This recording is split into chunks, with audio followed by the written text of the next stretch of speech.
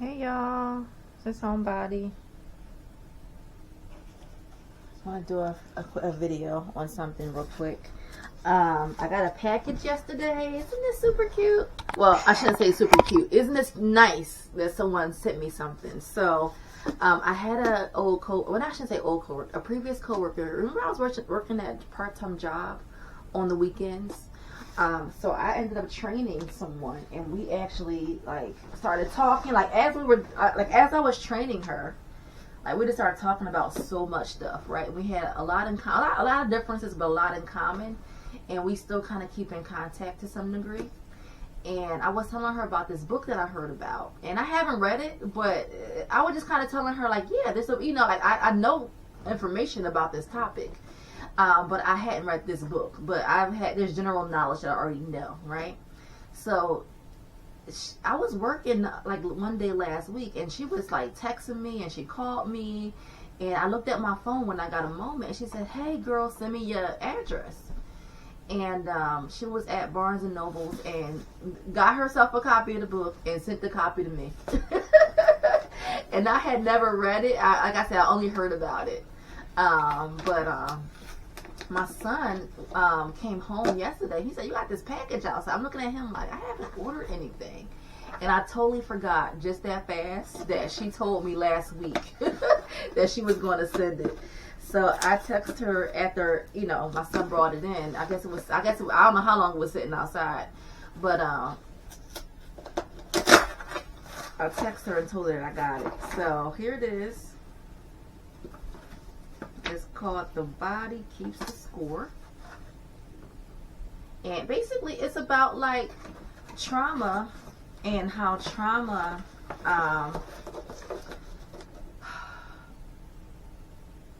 people experience trauma. Trauma looks different, right, to different people. Some people, they experience trauma based on, let's say they were in the military, so they have endured combat zones and gunfire and that kind of violence, right? It can look like abuse that happens, like physical abuse. It can happen in relationships as an adult. It can look like witnessing domestic violence when you're a kid. It can look like sexual violence. It can look like having a major car accident, witnessing gun violence, having someone close to you pass away, seeing them suffer, having an illness. Is different things, right?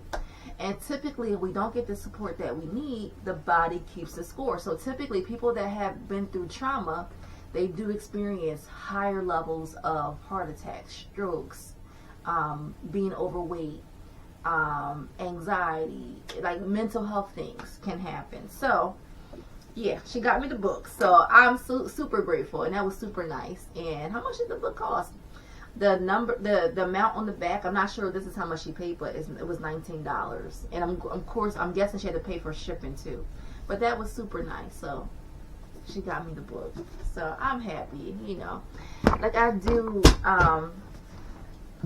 try to keep my relationships. So I know I haven't had the best of luck, but I always try, to help people and accept help and, be as open as I can with people. So I'm always interested in friendships and stuff. So I was so happy about that.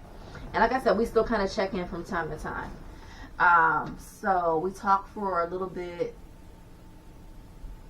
When she asked me for my address, I texted to her, and then after I got off work, she asked me to call her, and then after I got off work, I called her, and then the next day we had plans to talk. We talked briefly the next day, so we've been kind of, like I said, chit-chatting every now and again.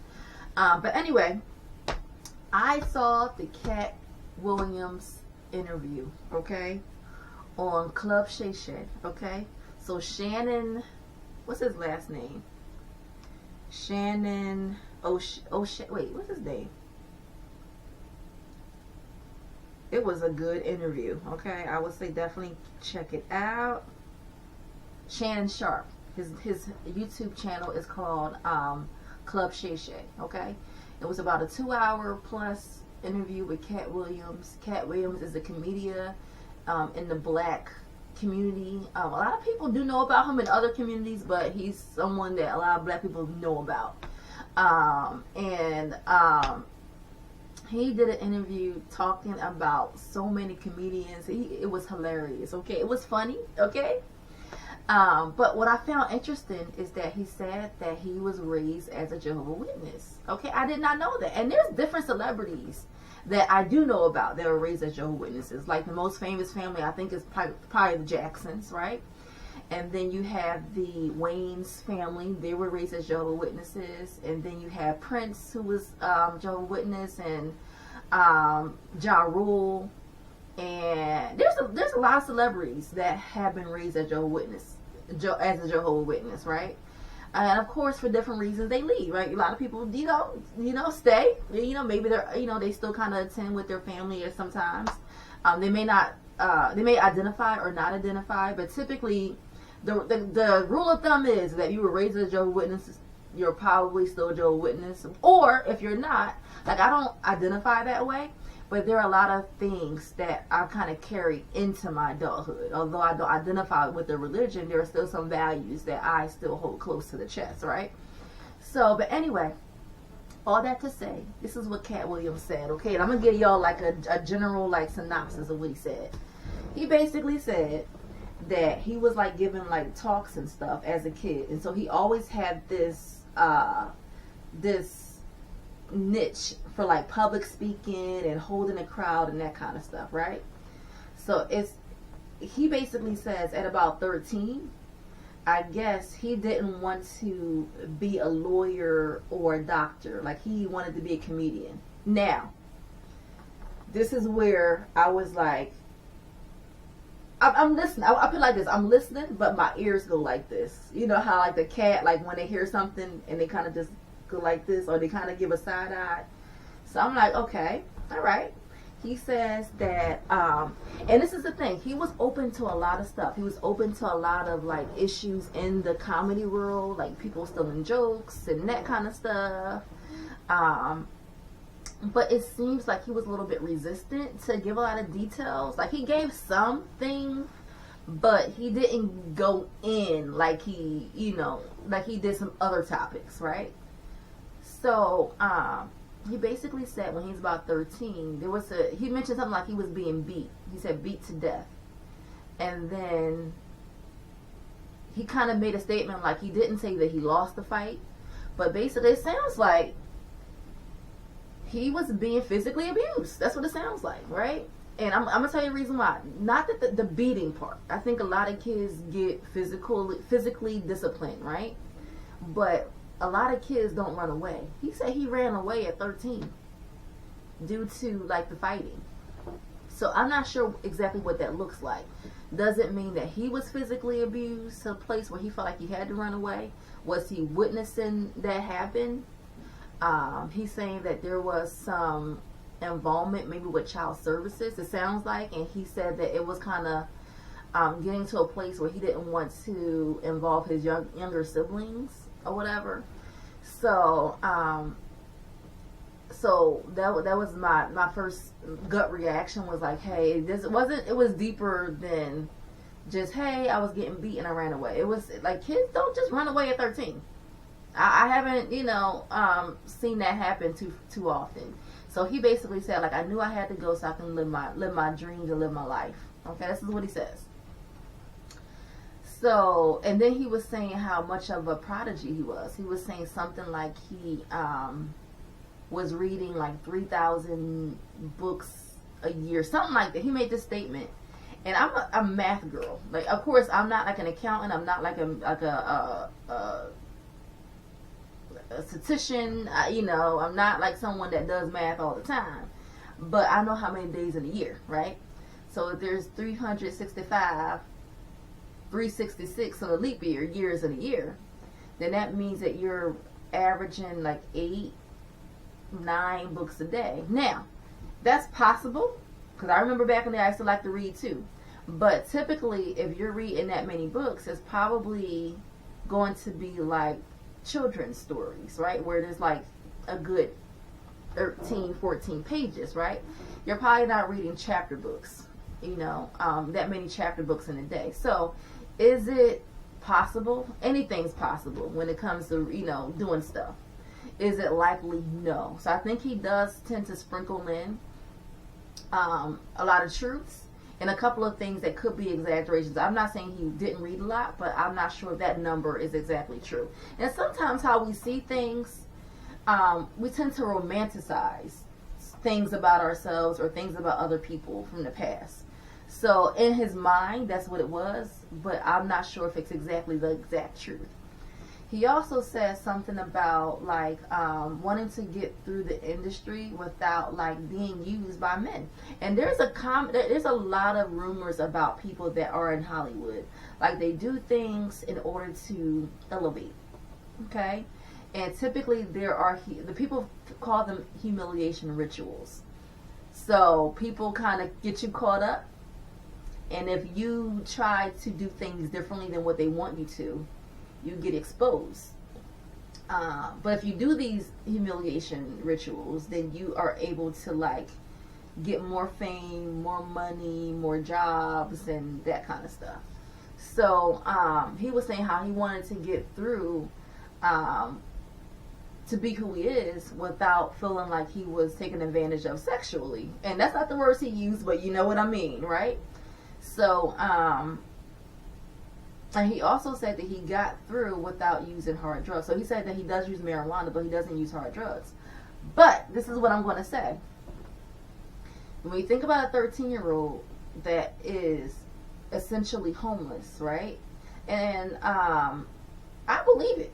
I absolutely believe that he was homeless at a young age. And I know someone that was homeless at a young age. But what I am going to say is that it's hard for a kid to be homeless and not be taken advantage of.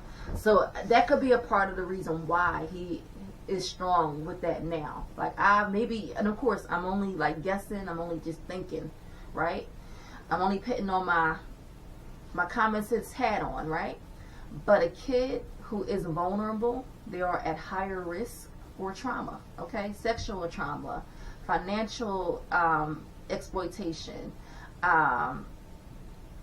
When you're out in the street, there's more substance exposure, so drug and alcohol exposure. Okay, so he didn't say that he never used it. He said that he doesn't use it. Okay, so he does. Like, he's a comedian. He knows how to play on words, and this is one of those things where I have like a third eye. And I have like I'm seeing and I'm listening with that third eye. So sometimes it's not what you don't say, it's what you don't. It's not what you do say, it's what you don't say. And then he was saying things like he was making $2,000 a day. He survived by taking he was getting $2,000 a day by stealing parts and selling them. And that sounds great, but strippers. Okay, so for example, let's take this for example. There are strippers that on a good night they can make $2,000 a night. Do they work every night? Probably not. You see what I'm saying? So there could be a good day where they have 2,000. Maybe they average 500, right? But do they work every night? No. So there may have been times where he made $2,000. Did it happen consistently every single day? Probably not. You see what I'm saying? So it's not what you do say, it's what you don't say. He never said he worked every day. He said they were every day, right? But he didn't say how long that lasted. It could have been 3 days in a row where he made $2,000 a night.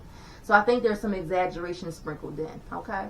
But it was such a funny interview, and I think he hit a lot of stuff on the head. People do steal jokes. I believe it. I've seen it for myself at work, where you say something, people kind of just go with your idea. And it's fine, you know. But people, this is the thing. If you're going to take something, give credit. I think a lot of people, they don't mind if you take an idea and you like put a little spin on it and you make it your own joke or you make it your own idea. As long as you reach back and say, hey, even if it's not during the joke, at the very end, when you're wrapping up, you know what I'm saying? Or and some kind of credit is given. You know, like, hey, I heard this joke. I just kind of put my own little twist on it because I had a similar experience, right? He also said something about Steve Harvey. He said that Steve Harvey took the homeless story from him. I don't know. Of course, Steve Harvey has mentioned that he was homeless. I find it highly unlikely because Steve Harvey always talked about his parents. He always talked about being close to his family. I don't see it, you know, him being homeless, unless there was something else going on. Because if you have close family and you're not on substances or you're not having mental health, things happen. I don't see why he would be homeless. But just because you were homeless doesn't mean that you're the only person that can be homeless. So I have no idea. But I do still think it's highly unlikely that Steve Harvey was homeless, just based on what he said. Because I used to listen to Steve Harvey every morning when I was driving to work. Okay? So just based on what he said, it was kind of like, where did that happen? Did there was some kind of fallout with your family? Like, what happened for you to be homeless? I never understood that. But people, they do, like, you know, say they want to stay in my car. I can't pay the rent. The kids are with their mama. I don't want to burden my family. People do decide that, hey, you know what, I'm going to tough it out and figure it out. So very much possible. And a lot of comedians, they do live on the road. So maybe they drive to a location. They don't have a night to go to a hotel. They stay in their car. It's possible. But is it real homelessness, or is it you kind of just winging it in your car for a couple of nights? I don't know. But it can be more than one person with the same story. Okay? But it was a really good interview. I would definitely say go check it out. I can appreciate a mind like Katt Williams. He's very smart. He's very quick-witted. He's good with words. But I would definitely say check it out. It is free. The interview is free on Club Shay Shay. Check it out. It was hilarious. Okay? He is funny and so smart, and I wish I could see him in person. Okay, but I will talk to you guys soon. Take care. Bye bye. Ooh, if I can get up. Ooh. Oh, I just remembered the reason why, like, my ears, like, eventually it started, like, when he started talking about his family wanting him to be a doctor or a lawyer, or they had other goals for him outside of being a comedian. The reason why I was like, I don't know about that, is because typically, especially in the black community, Jehovah's Witnesses are not into, like, higher education. They're just not. They're into, like, okay, you go to vocational school, you get a job. I don't think they would have liked for him to do to be a comedian or be a doctor or lawyer. So I think that's kind of far-fetched. Just based on what I know about, especially, like, he's a little bit older than me. So based on his age group, the Jehovah's Witnesses, if they were that heavy into the religion with that age group, then they probably would not be okay with him doing either kind of career, okay? Or unless they were the kind of witnesses where they're like, yeah, you're gonna, you know, we don't care about what the religion talking about. You're gonna make sure that you get your education. But at 13, it's just hard to say, no, I'm not doing this. Usually you make that decision when you become, you know, you get to that senior year, and then you decide that you're going to, like, leave home. But for him to run away at 13 is kind of, like, strange. Something was going on. And he didn't give a whole lot of detail as to what was going on. He said it, but I think it was more that he's not saying, you know. But that's just like my spidey senses. But that's all, y'all. That was my last thought. You know, that was the one thing that kind of piqued my interest. I was just like, that don't sound like a typical Jehovah's Witness family or, you know, parents. Old school, you know. I'm not sure how long they were in the religion, but yeah, there's definitely things that he didn't. It seemed like he didn't want to give as much information about his family as he was into, like, telling us about the business, which I really enjoyed. But I wish he would have talked more about his family and, like, where his family is now, and if they get along, and are they still around, and is he still in contact with his siblings? I would just want to know more about him. I really would. But I'm gonna leave it at that, y'all. Take care. See ya.